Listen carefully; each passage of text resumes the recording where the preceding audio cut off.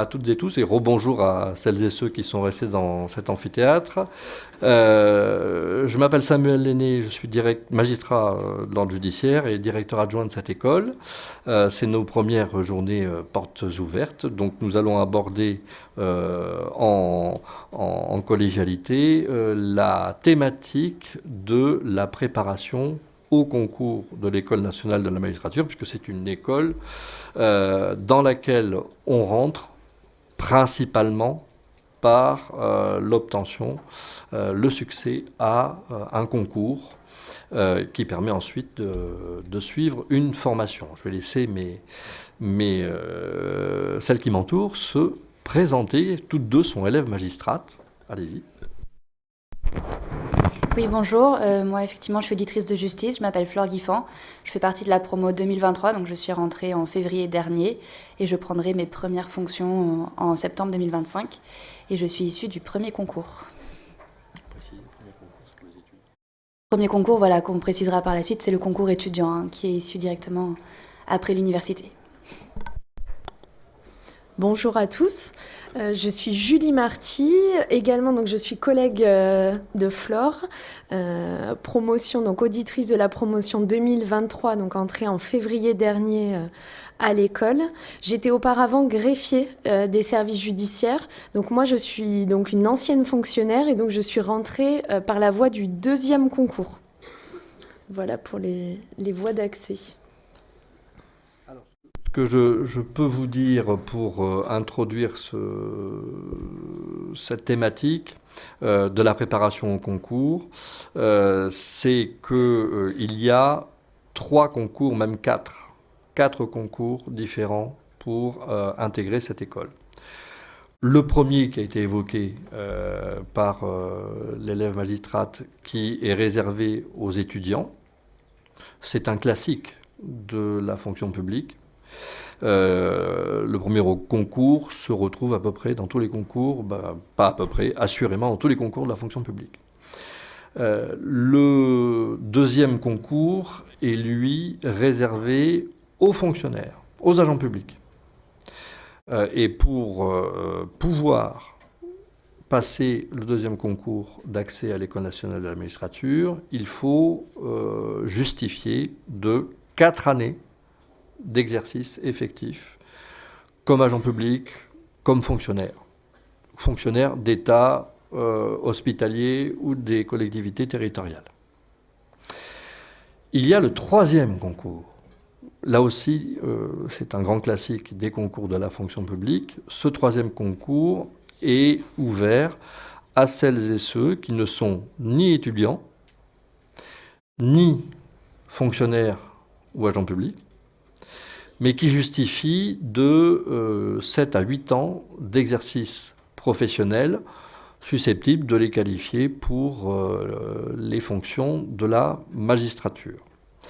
Et puis il y a un dernier concours qui a été conçu pour ne pas forcément être ouvert chaque année. Premier, deuxième, troisième concours sont toujours ouverts chaque année depuis la création de cette école en 1958. Ce quatrième concours, qui s'appelle le concours complémentaire, autrefois on l'appelait le concours exceptionnel, n'avait vocation à être ouvert qu'en cas de besoin spécifique de recrutement de magistrates et magistrats. Et il est vrai qu'il, pendant une bonne période, il n'était pas ouvert chaque année.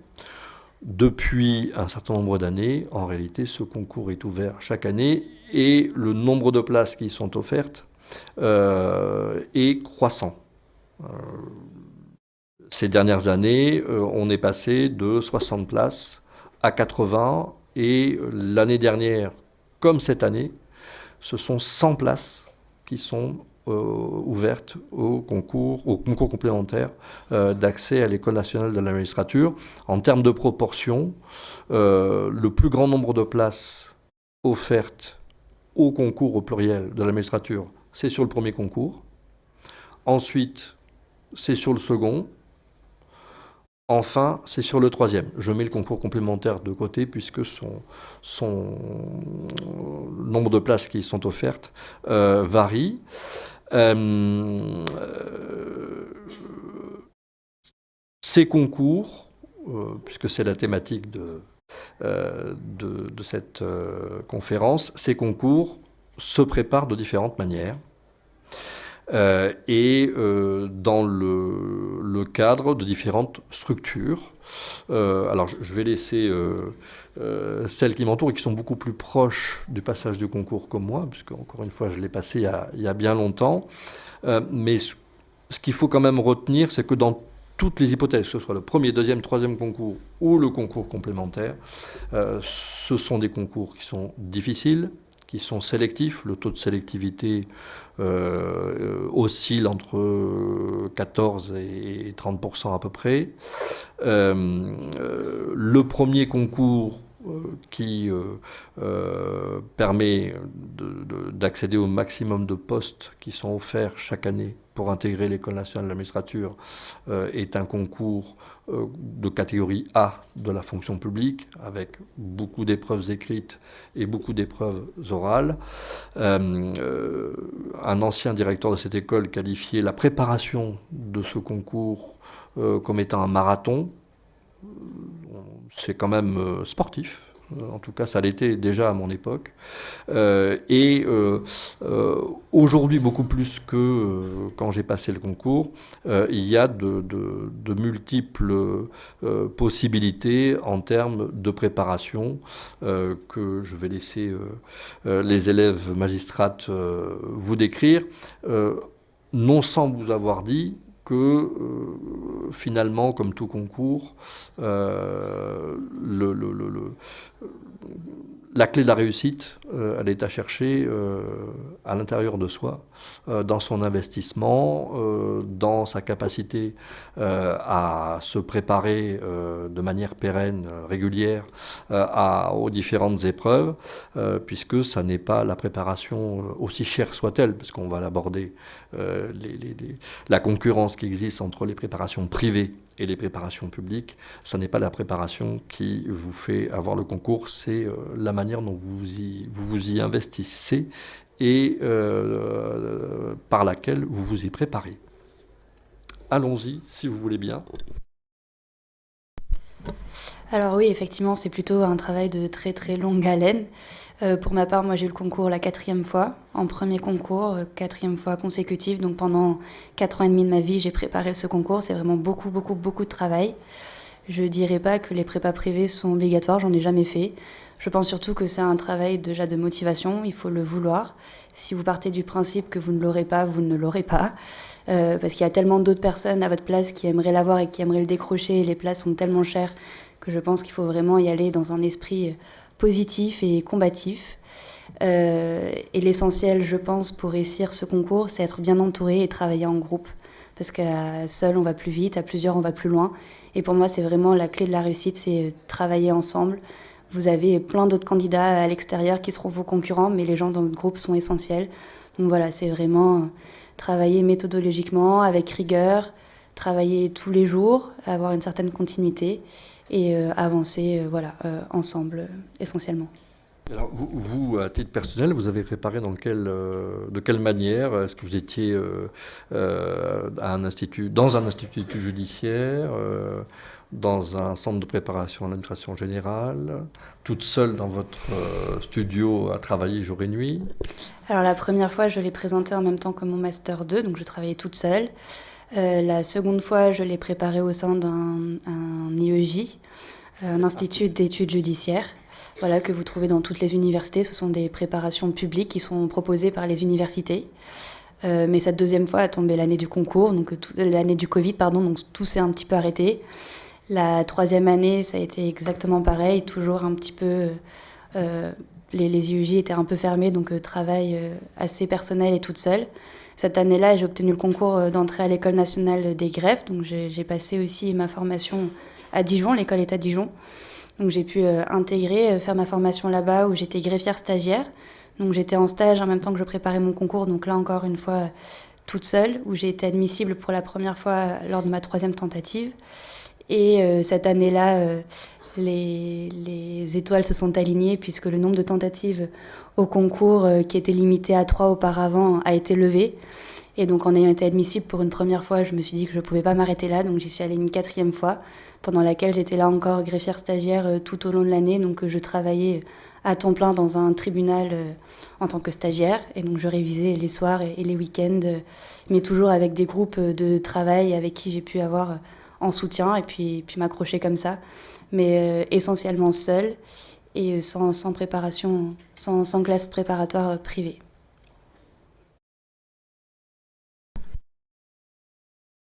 De mon côté, donc moi j'ai présenté le concours 3 fois. 2 fois en premier concours, donc en 2015-2016, et en 2022, donc la voie du 2e concours. Contrairement à Flore, moi j'ai tout écumé.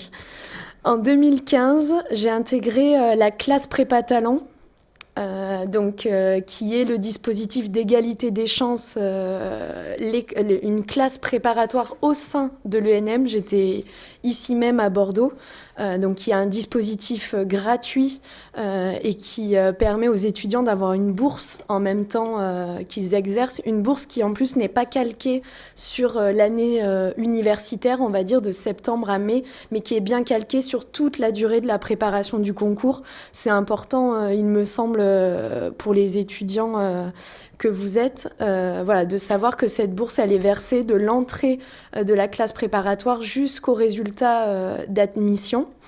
Ma 2e tentative, j'ai fait une prépa privée, l'autre prépa. Voilà, je dévoile aucun secret, vous les connaissez tout aussi bien que moi. Ce qui m'a manqué ici, c'est que en même temps, j'étais inscrite à Sciences Po Bordeaux, au centre de préparation à l'administration générale, au CEPAG. Et en fait, j'ai voulu cumuler les dispositifs et je pense que je me suis un petit peu perdue. J'avais pas vraiment de méthode d'organisation. J'allais en cours, je préparais quelque chose pour la prépa privée. Je me suis un petit peu perdue dans les dispositifs. Et pour ma 3e tentative, cette fois-ci également prépa privée, mais l'ISP. Donc voilà, je les ai toutes faites. Cette fois-ci, c'est passé. C'est un format qui m'est paru, moi, plus adapté à ce que j'attendais. Mais voilà, et donc mon expérience me permettra de vous dire vraiment de vous renseigner surtout. Quand on se lance dans un tel projet, et notamment lorsqu'il s'agit d'une reconversion professionnelle, renseignez-vous et construisez ce projet, parce qu'effectivement, il y a de multiples possibilités, mais encore faut-il trouver celles qui nous correspondent. Donc, est-ce qu'on préfère travailler seul? Est-ce qu'on préfère travailler à la BU? Est-ce qu'on préfère travailler chez nous? Est-ce qu'on préfère les visios? Est-ce qu'on préfère les cours en présentiel? Tout ça, en fait, maintenant, il y a de nombreux dispositifs qui existent, mais encore faut-il trouver le sien. Donc, c'est important, en fait, de vraiment se questionner sur ce qu'on attend de cette année de préparation, ou de ces 2, 3, 4 années de préparation, pour trouver justement celle qui nous correspond le mieux. Parce qu'effectivement, la clé, c'est de se sentir bien, de travailler avec rigueur, et également d'avoir du repos. Voilà, ce n'est pas un mot tabou lorsqu'on est en préparation, puisque lorsqu'on arrive au concours complètement éreinté, fatigué, on n'est plus lucide et vous êtes déjà hors jeu. Donc vraiment, c'est un travail de longue haleine, mais un travail régulier qui impose aussi des moments de détente, et surtout, il faut trouver son bon équilibre. Donc dans tous les outils qui sont mis à notre disposition, que ce soit public ou privé, l'essentiel, c'est vraiment de trouver celui qui nous correspond et de s'y tenir jusqu'au bout.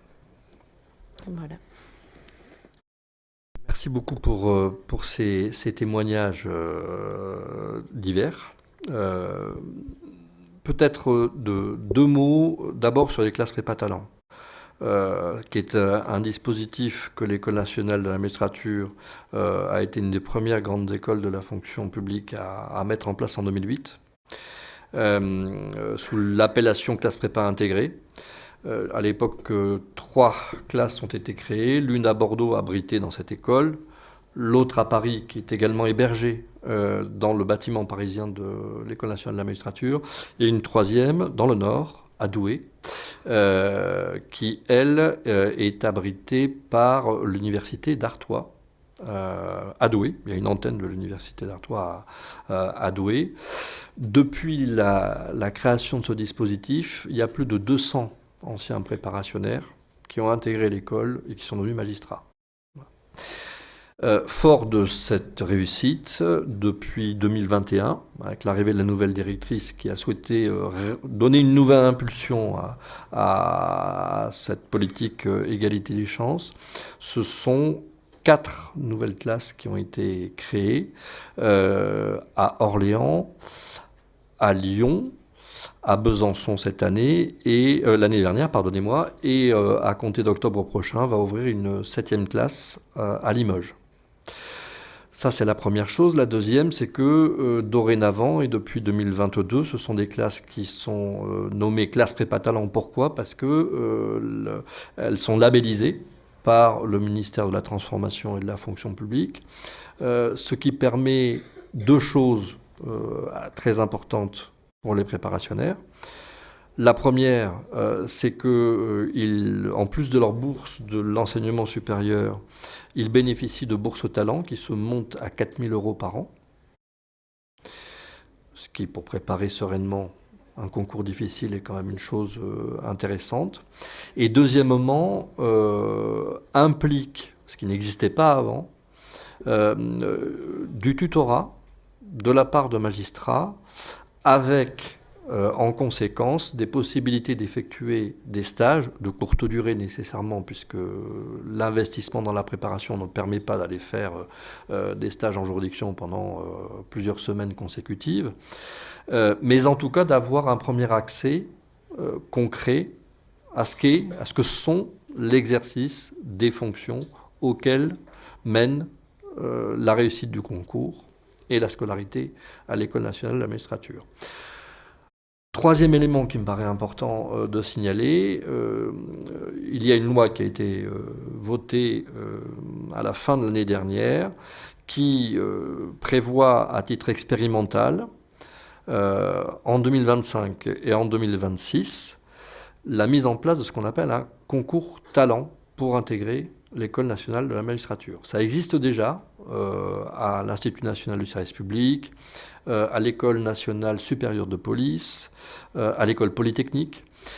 C'est le même concours que celui passé par les étudiants et étudiantes, exactement les mêmes épreuves, même jury, même manière d'évaluer, etc., etc.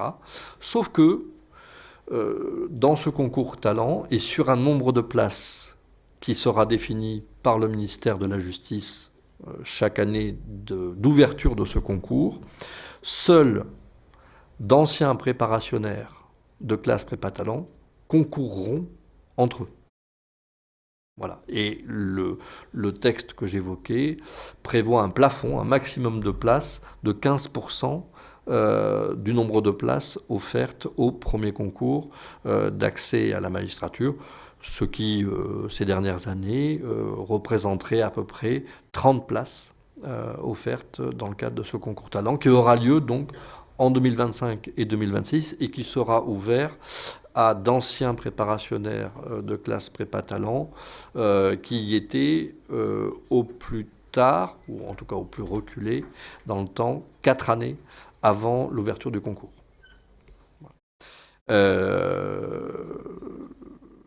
C'est quelque chose qui est important pour au moins 2 raisons, mais c'est assez... il y a un grand sens au niveau de l'institution judiciaire et d'une forme de crise qu'elle traverse aujourd'hui en termes de confiance que les citoyennes et les citoyens ont dans leur justice. Tous les sondages qui ont été réalisés ces dernières années montrent que les Françaises et les Français n'ont pas confiance majoritairement dans leur institution judiciaire pour plusieurs séries de raisons. Mais peu importe, en tout état de cause, ce qui est sûr, c'est que la justice, elle est rendue au nom du peuple français.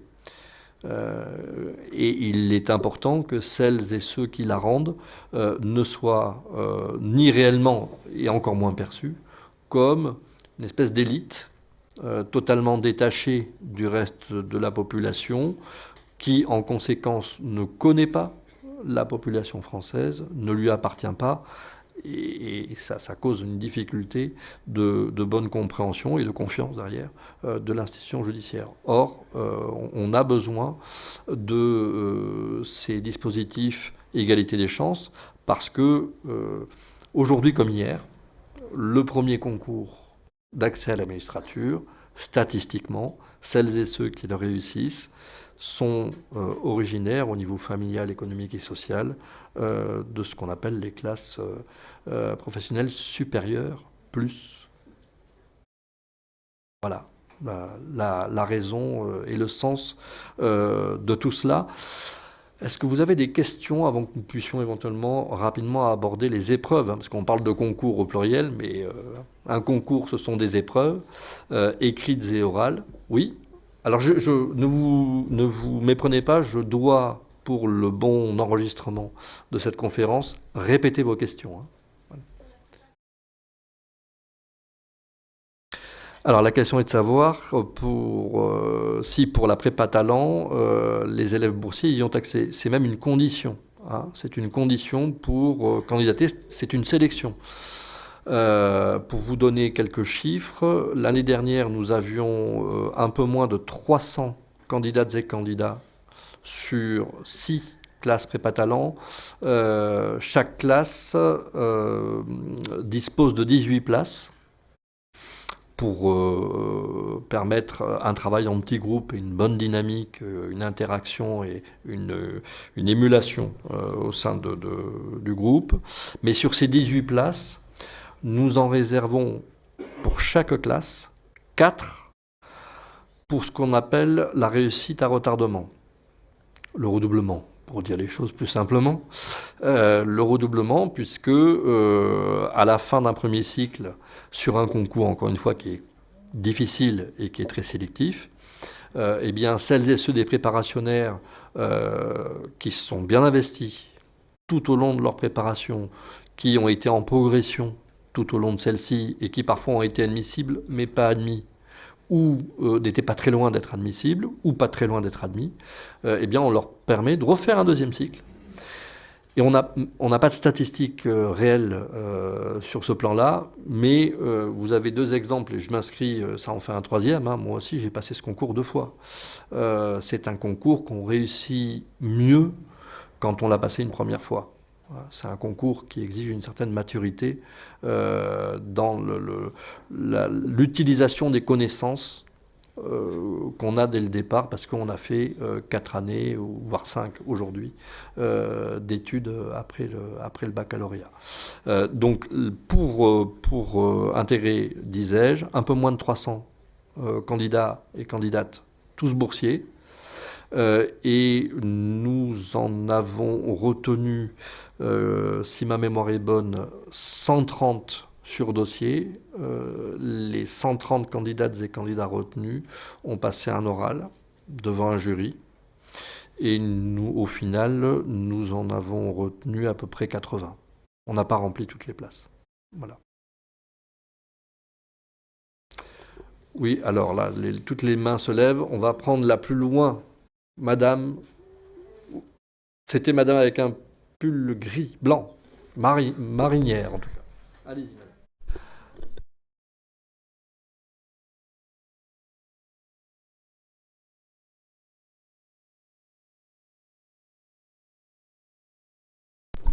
madame. Non, Il faut répéter la question. Ah oui, pardon. La question était de savoir, parce que tout à l'heure j'ai mentionné qu'il était peut-être préférable de travailler en groupe si le fait de travailler seul était préjudiciable ou non. Non, c'est pas du tout préjudiciable, c'est juste que, à titre personnel, je me suis rendu compte que j'ai fait réellement des progrès quand j'ai mis ma fierté de côté et que j'ai accepté de faire lire mes copies d'entraînement à des camarades qui travaillaient le concours avec moi et où je savais qu'on pouvait se rejoindre à la BU et travailler au moins à côté et voilà, avoir cette motivation et vraiment pouvoir lire leurs copies et qu'eux lisent les miennes. Mais après, je pense, c'est pas un indispensable en soi, je pense juste que ça aide à s'accrocher et dans une forme de travail, mais il faut que ça convienne à tout le monde aussi. Oui, c'est bon. À titre personnel, donc encore, je vais prendre le contre-pied. Moi, j'ai préféré travailler seule. Lors de mes préparations au premier concours, ce qui était très lourd pour moi, c'était justement cette ambiance de on prépare tous le concours, qui a bossé le plus, qui a rendu la copie le plus vite, qui a la meilleure note au mois de mars avant d'y aller. Et ça, c'est très lourd. Voilà, et on a du mal dans ces cas-là à se rappeler qu'on passe le concours pour nous et que le jour J, c'est pas avec son camarade direct en fait qu'on va devoir se départir, mais plutôt avec les 3000 inscrits. Donc moi, j'avais trouvé ça très pesant lors de mes préparations, voilà, sans que ce soit une véritable concurrence en tant que telle, parce que des fois, il y a aussi des fantasmes de cours erronés qui circulent, où on met des faux corrigés pour que tout le monde se plante. Bon, voilà. Mais donc moi, j'ai préféré passer seule, me dire que c'était pour moi. Voilà, je rendais mes copies et d'y être allée. Véritablement, c'était mon projet à moi, peu importe ce que les autres faisaient de leur côté. Donc là encore, en fait, c'est se connaître soi-même et savoir ce qu'on attend du dispositif de préparation qu'on aura choisi au final. Allez-y.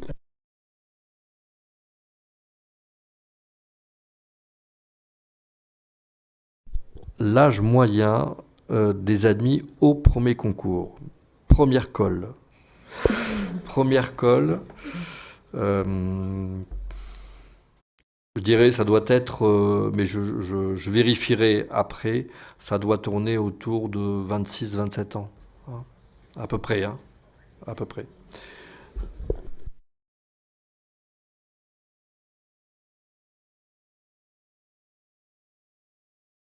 Alors, la question est combien de candidats chaque année au premier concours et est-ce que ce chiffre est en évolution? Euh, Nous avons globalement autour de 3000 candidats au premier concours pour 280 places, à peu près. Voilà. Euh, c'est un chiffre qui est en évolution avec une augmentation ces 4 dernières années et une légère diminution l'année dernière.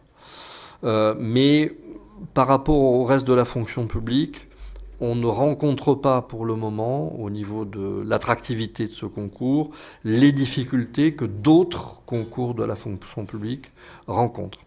Après, il faut bien voir que entre le nombre d'inscrits au premier concours et le nombre de présents à la première épreuve écrite du premier concours, il y a une petite chute, hein, de l'ordre d'une vingtaine de pourcents.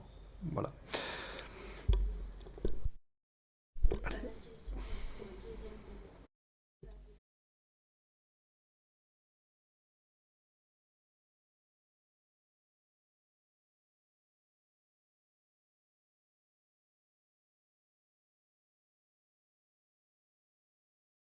Donc, corrigez-moi, madame, mais ma compréhension de votre question, c'est est-ce que le nombre d'inscrits et de présents au second concours évolue? C'est ça.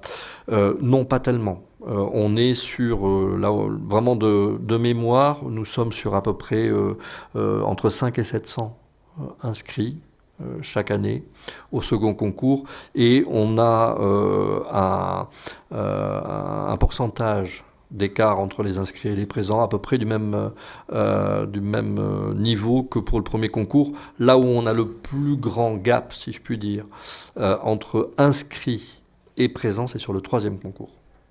Voilà, là où ça baisse, ça baisse beaucoup, raison pour laquelle régulièrement, en réalité, à la fin des épreuves, eh bien, toutes les places offertes au troisième concours ne sont pas pourvues et elles sont transférées par le jury sur le premier concours.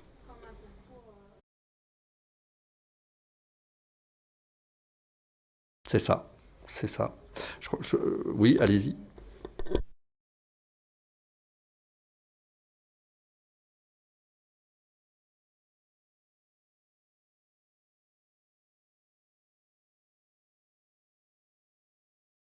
La réponse est oui.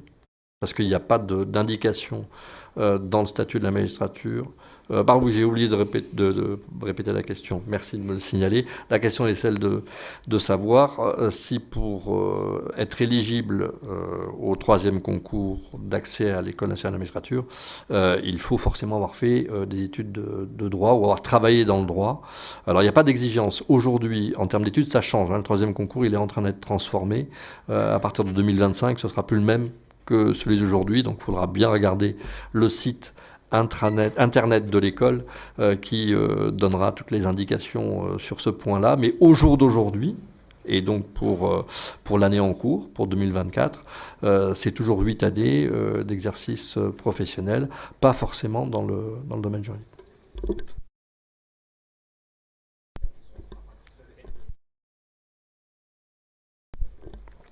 La question est de savoir si il peut y avoir des magistrats judiciaires nommés en service extraordinaire sans passer le concours. La réponse est oui.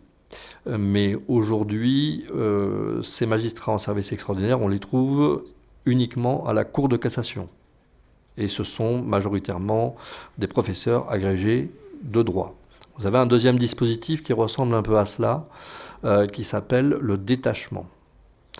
Un maître de conférence, parce que c'est la population qu'on rencontre le plus souvent dans ce cadre-là, un magistrat de chambre régionale des comptes, un commissaire de police peuvent faire des détachements dans la magistrature judiciaire. Ça dure un maximum de 6 ans et il y a une possibilité d'intégration également à la clé. Là encore, il y a une évolution en cours à la suite de cette loi organique votée en fin d'année dernière, avec le développement du statut de magistrat en service extraordinaire, une grande ouverture sur les différents parcours permettant d'y accéder et des possibilités d'intégration dans la magistrature derrière.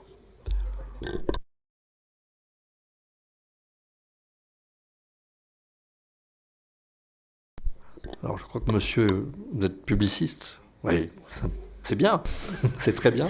Donc la question c'est une remarque, il n'y a pas le même système dans la magistrature judiciaire que dans la magistrature administrative et plutôt au niveau du Conseil d'État. Non, il n'y a pas ce qu'on appelle le tour extérieur, donc la possibilité pour le gouvernement de nommer d'illustres personnes pour exercer les non moins illustres et nobles fonctions de conseiller d'État.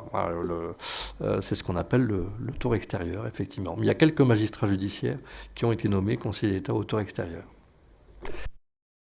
Oui, madame.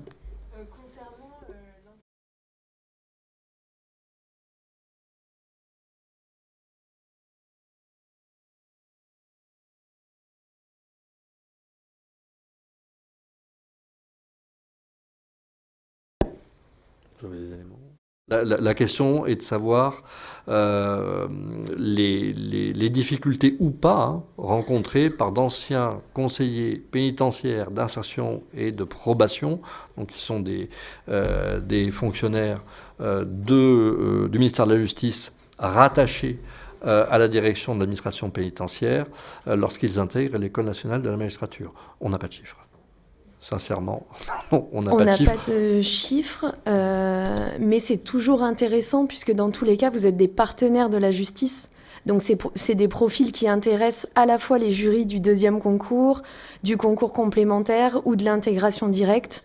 Donc au contraire, c'est des profils qui sont tout à fait en lien avec l'intégration à l'ENM. Donc il y a pas la difficulté, elle est plus large, elle est que vous êtes un professionnel qui travaille et donc la difficulté c'est surtout de trouver le temps en plus de son activité professionnelle, mais comme tous les fonctionnaires ou comme tous les travailleurs du privé, pour trouver du temps et avoir une formation de qualité pour à la fois allier l'activité professionnelle et la préparation au concours.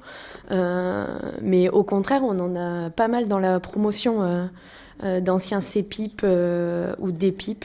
Et d'ailleurs, on fait des stages au sein des services. Donc non, ça peut être qu'une plus-value des profils qui sont issus des secteurs, des partenariats directs avec la justice. Autre question, madame ?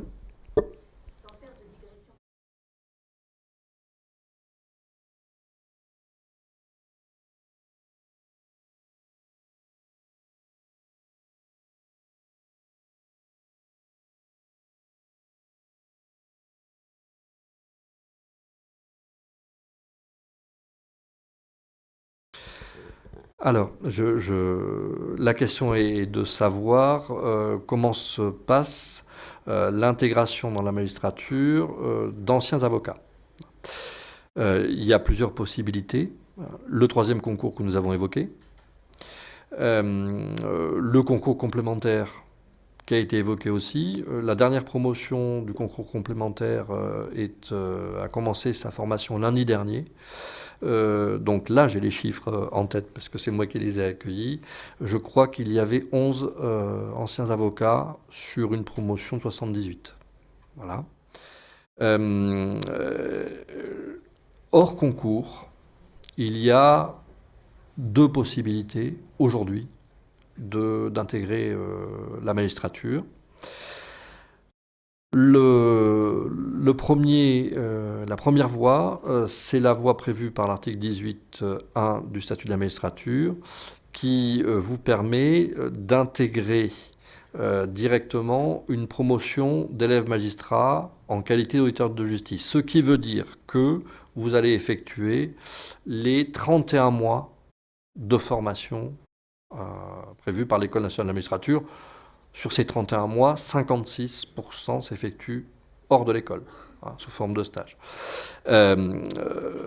Et la deuxième voie, c'est la voie d'intégration directe, qui, elle, a cette particularité de déboucher sur une formation beaucoup plus courte. Ce n'est pas 31 mois, c'est 1 mois de formation dans les murs de l'école, puis ensuite un stage probatoire de 6 mois en juridiction. Et si le stage s'avère concluant, un nouveau stage de préparation aux fonctions dans lesquelles les intégrés vont être nommés à la fin de leur formation pour une durée de 5 mois. Voilà.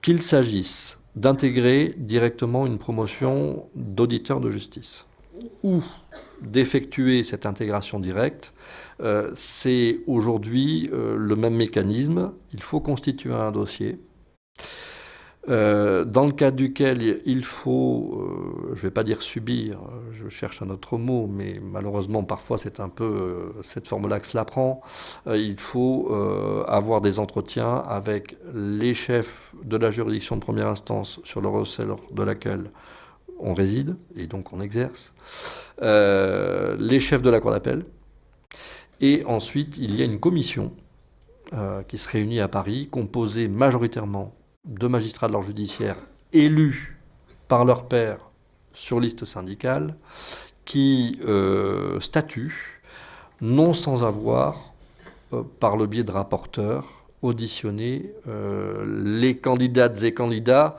qui sont regardés comme utiles, avec, en tout cas ce qui est constaté dans le rapport sur les états généraux de la justice, une absence de...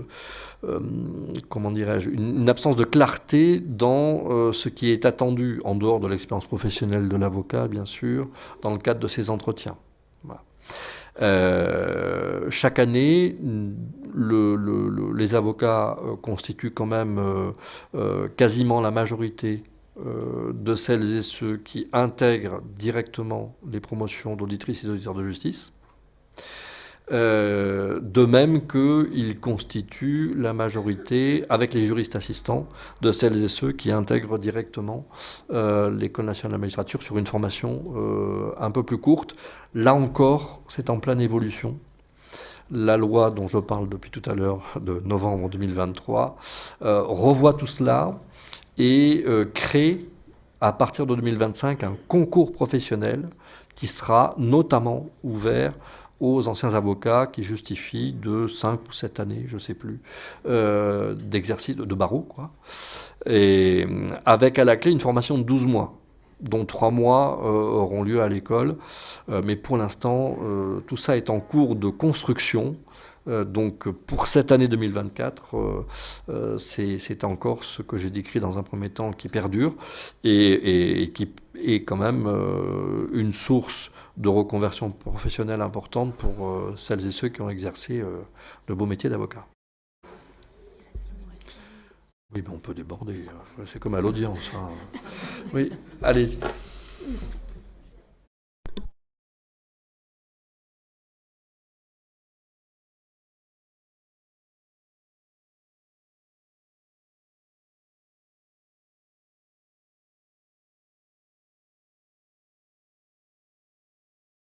Alors la question est de savoir si le concours talent ENM qui va être ouvert à partir de 2025 ne sera réservé qu'aux anciens préparationnaires des classes prépa-talent ENM ou à toutes les classes prépa-talent qui existent dans les Sciences Po ou d'autres universités ou d'autres écoles. La réponse est ce sera ouvert à toutes et tous. Voilà. Oui, monsieur.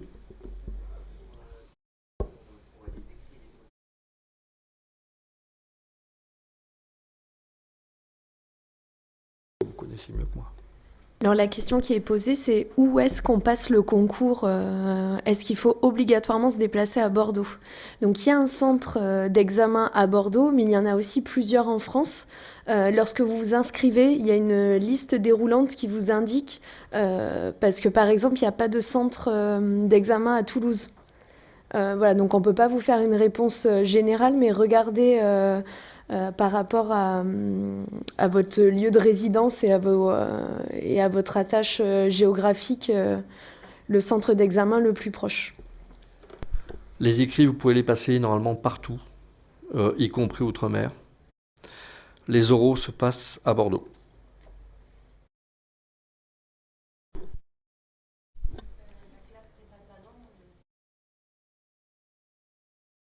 Oui, Master 1. Alors, le texte dit qu'il faut que vous réunissiez les conditions lorsque vous candidatez sur une classe prépa talent pour passer le concours. Et donc, pour passer le concours à la magistrature, il faut un Master 1, même si 98,99% des lauréats ont un Master 2. Oui, madame.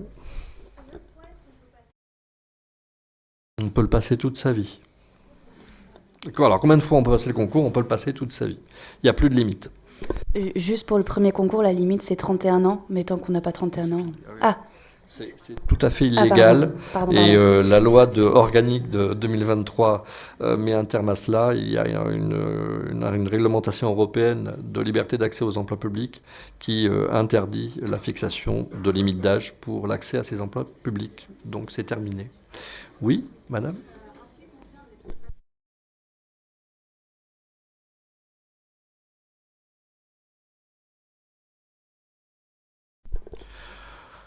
Alors la question est de savoir si, pour les prépa talents ENM, hein, oui, on peut candidater sur la classe prépa qui nous intéresse sur le plan géographique ou pas. On oblige toutes les candidates et candidats à émettre un ordre décroissant de vœux sur toutes les classes prépa ENM qui existent. Voilà. Et en majorité, enfin c'est pas en majorité, on arrive à assurer à la totalité des candidates et candidats sélectionnés un de leurs 3 premiers vœux sur 6 aujourd'hui, 7 demain.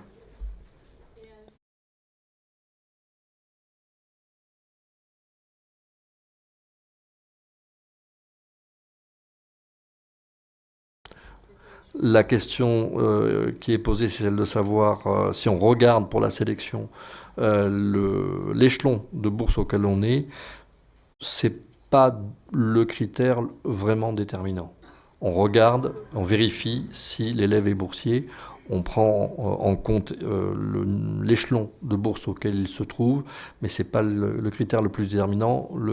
Les critères les plus déterminants sont les résultats académiques, notamment dans les matières qui sont celles du premier concours d'accès à la magistrature, et la motivation. Oui, madame.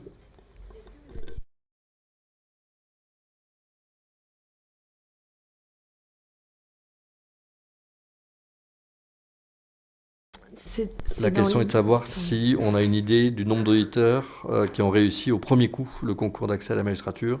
Moi, non. Tous les chiffres sont dans les rapports du jury qui sont rendus chaque année. Donc j'avoue que j'ai pas la statistique, mais vous la trouverez facilement sur le site de l'ENM. Voilà, le rapport du jury de chaque année. Une dernière question.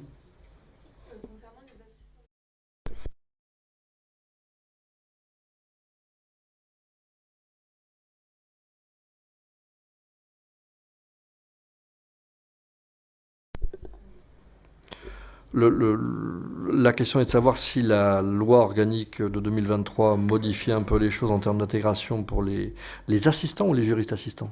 Oui, assistants de justice. Oui, donc les attachés. Voilà, il y a une nouvelle appellation. Alors pour celles et ceux qui ne sont pas familiarisés avec tout cela, assistant de justice et juriste assistant sont deux statuts différents pour plutôt étudiant d'un côté, assistant de justice, étudiant qui prépare un doctorat par exemple pour les juristes assistants, qui travaillent dans les juridictions à plus ou moins temps plein. Voilà. Et il a été créé pour les juristes assistants une passerelle d'intégration qui les favorise dès lors qu'ils ont travaillé 3 ans en juridiction aux côtés de magistrats. Voilà. Les attachés de justice et au sein d'eux les juristes assistants seront, on va dire, favorisés. Ils auront les mêmes possibilités d'intégration directe existantes aujourd'hui à l'École nationale de la magistrature par le biais du concours professionnel. Voilà.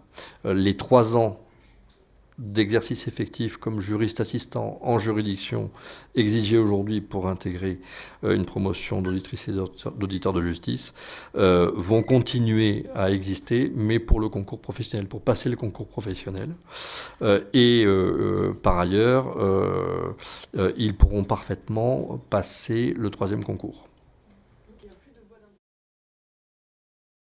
Si, le concours professionnel qui s'appellera concours, pour l'instant rien n'est écrit, mais en tout cas la philosophie de tout cela, c'est quand même d'essayer de se rapprocher de l'intégration directe existante aujourd'hui, avec des entretiens, etc. Mais ce ne sera pas un concours, normalement ça ne doit pas être un concours aussi lourd que le 1er, le 2e ou même le 3e. Voilà. Ah là là, la dernière question, moi je vais me faire tirer les cheveux. La question est de savoir quel est le délai entre les épreuves écrites et les épreuves orales. Les épreuves écrites, en général, se déroulent entre la fin du mois de mai de l'année du concours et le début du mois de juin de cette même année. Les résultats des épreuves écrites sont connus fin juillet et de l'année du concours. Et les épreuves orales du concours débutent au mois de septembre de l'année du concours et se terminent à la moitié, voire la fin du mois de décembre de l'année en question. Je vous remercie beaucoup de votre attention. Je remercie toutes les équipes de l'école et les élèves magistrats qui sont très mobilisés pour cette première journée portes ouvertes. Revenez quand vous voulez. Et puis, je vous le redis, nous n'avons jamais recruté autant qu'aujourd'hui. Donc, ne réfrénez pas vos ambitions et votre intérêt pour la magistrature.